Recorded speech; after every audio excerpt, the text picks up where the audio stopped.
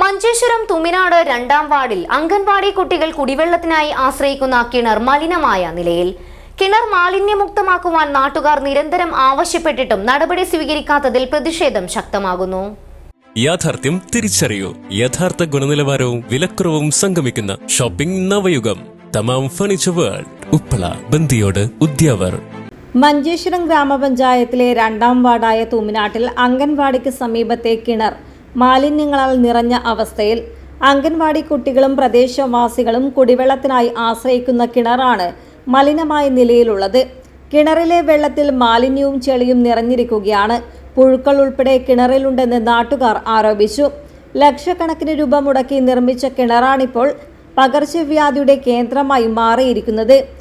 കിണർ മാലിന്യമുക്തമാക്കുവാൻ നാട്ടുകാർ നിരന്തരം ആവശ്യപ്പെട്ടിട്ടും നടപടി സ്വീകരിക്കാത്തതിൽ പ്രദേശവാസികൾ ആശങ്കയിലാണ്.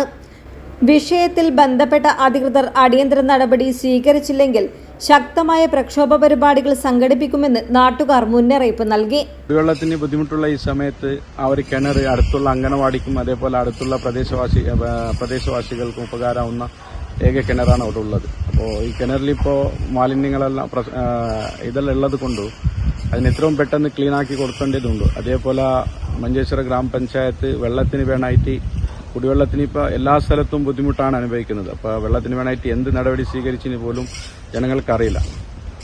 Abdurahman, Udyavar, news bureau, Manjeshwaram.